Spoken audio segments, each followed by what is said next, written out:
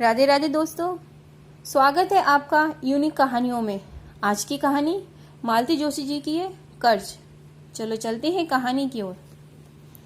माँ, अब ये सब छोड़ो, चलकर कपड़े बदल लो। मेहमान बस आने ही वाले हैं, बाकी का काम रामचरण जी देख लेंगे। कहते हुए मैं माँ को खींचकर कमरे में ले गई। माँ का सूटकेस खोलते हुए मैंने कहा, मैं तुम्हारे लिए साड़ी निकालती हूँ, तब तक तुम हाथ मुंह धो लो। सुबह की लगी हुई हो, पसीना पसीना हो रही हो। अपनी बात खत्म करते हुए मैंने देखा माँ पलंग पर बैठ गई है, निस्पंद होकर। थक गई हो ना, मुझे पता था। फ्रेश होकर आराम कर लेना। विनीता, माँ ने धीरे से कहा, कपड़े बदलना क्या जरूरी है? तो क्या इन कपड़ों में बाहर जाओगी? जानती हो आज खाने पे कौन आ रहा है? कौन? पापा जी के खास दोस्त हैं। पिछली सरकार में मंत्री थे, पर आज भी उनका रुतबा कम नहीं है। पर दोनों मियाँ बीवी बड़े डाउन टू अर्थ हैं। आंटी तो मुझे इतना प्यार करती हैं। तुम्हें लगता है कि मुझे बाहर आना पड़ेगा? मतलब खाना तो साथ में ही खाएंगे ना। ऐसा मत सोचना कि मैं लगाई बुझाई कर रही हूँ। पर तुम लोग तो 2-3 दिन नहीं थे तो मेरा खाना कमरे में ही आ जाता था, चाय और नाश्ता भी। क्या बात करती हो? सच कह रही हूँ। रामचरण कहता था साहब लोगों का कोई टाइम टेबल नहीं है। अम्मा जी, आप तो समय से खा लिया करो। अब इतनी अकल तो मुझ में भी है कि ये बात वो अपने मन से तो नहीं करता होगा। मन से कहाँ होता तो कभी तो कोई पूछता कि बहन जी आपका खाना हो गया। सुनकर मैं तो सन्न रह गई।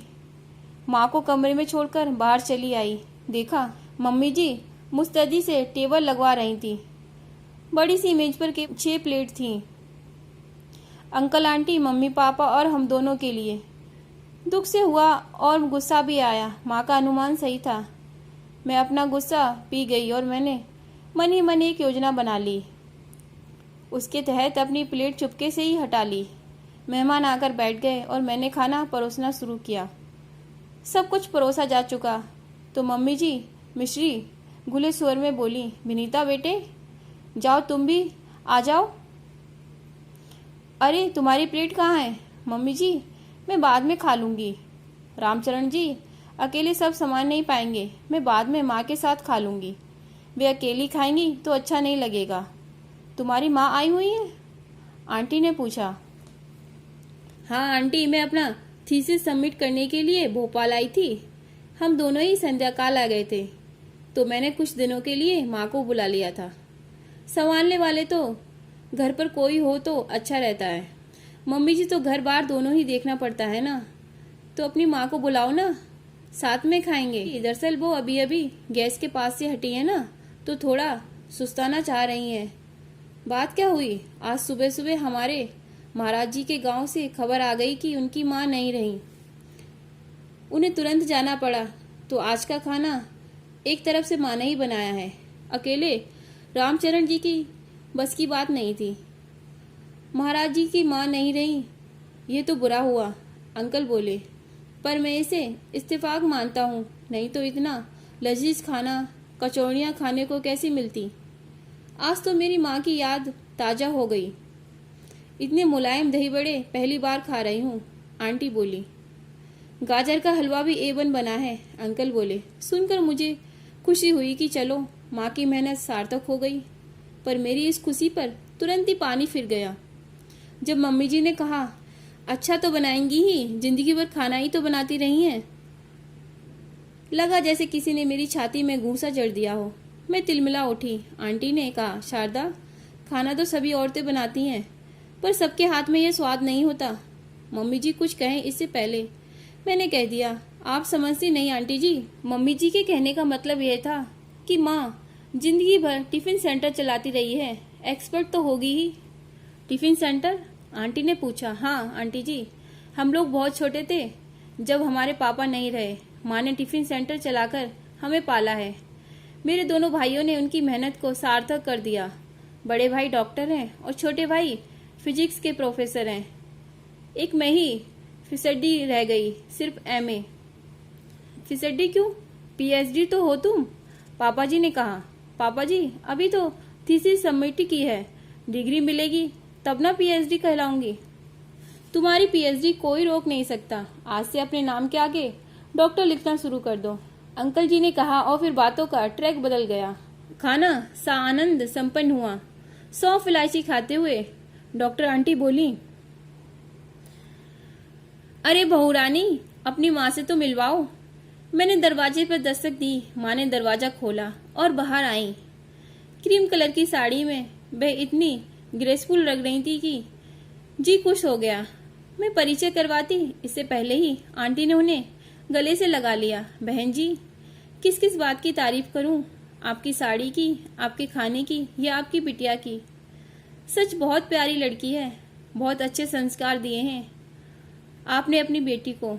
माँ ने विनम्र भाव से कहा, अब वह मेरी कहाँ रही? जैसी भी है अब आपकी है। बिल्कुल ठीक कहा आपने।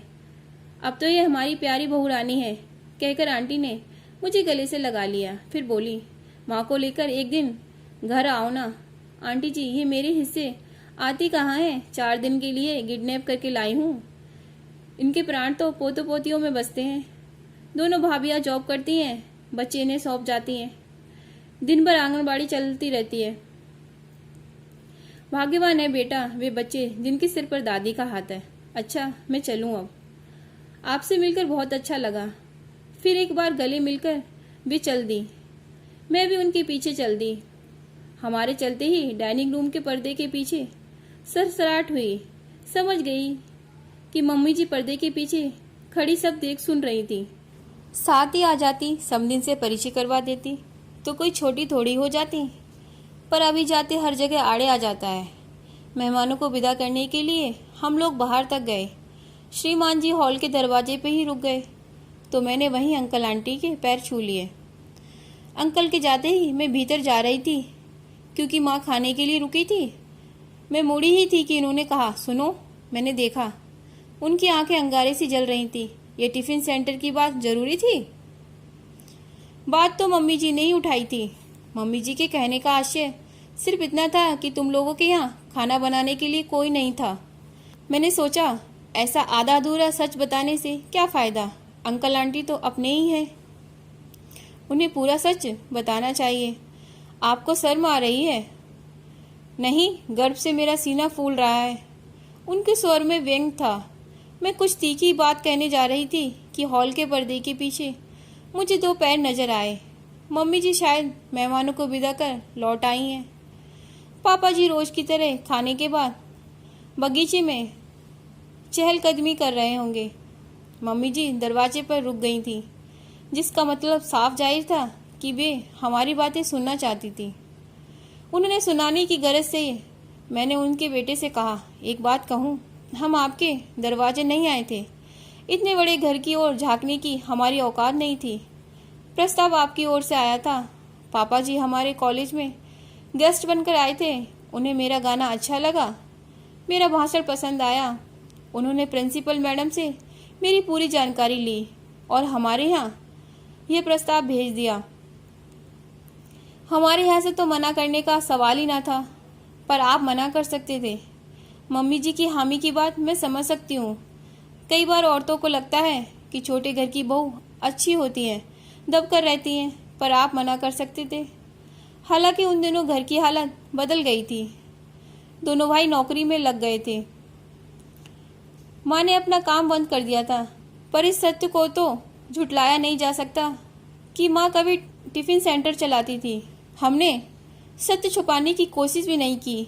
माँ का कहना था कि शादी के मामले में सारे पत्ते खुले होने चाहिए, इसलिए आप चाहते तो मना कर सकते थे। जिंदगी भर शर्मसार होने से तो अच्छा था माँ बाप का विरोध करना। तुम्हें कभी शर्मिंदगी महसूस नहीं हुई? नहीं। I am proud of my mother. उन्होंने जिस मेहनत और दिलेरी से हमें बड़ा किया है उस पर मुझे गर्व है। किसी भी संतान को गर्व होगा। पर हाँ, आज मैं जरूर शर्मसार हुई हूँ। कैसे? आज इस घर में उनके साथ जो व्यवहार हुआ है वह बेहद अपमानजनक था। मैं तो माँ के सामने जिंदगी भर सिर नहीं उठा पाऊंगी। मैंने तय कर लिया है कि इस घर में उनकी यह आखिरी यात्रा होगी। तभी दरवाजे का पर्दा हिला। मम्मी जी भीतर दाखिल हुई। ये तो एकदम चौंक ही गए थे। मम्मी जी ने हमारी ओर देखा, शायद कुछ कहने को थी कि मेरे बगावती तेवर देखकर उन्होंने अपना विचार बदल दिया और चुपचाप अपने कमरे की ओर चली गई। मैं खुश थी, मेरी बात सही जगह पड़ गई थी। मुझे लग रहा था मैंने माँ के पसीने का कर्ज अदा कर दिया। दोस्तों, ये तो थी मालती जोशी की कहानी कर्ज। अगर आपको कहानी अच्छी लगी तो कहानियों को लाइक करें, चैनल को सब्सक्राइब करें। मिलेंगे एक नई कहानी के साथ, तब तक के लिए राधे राधे।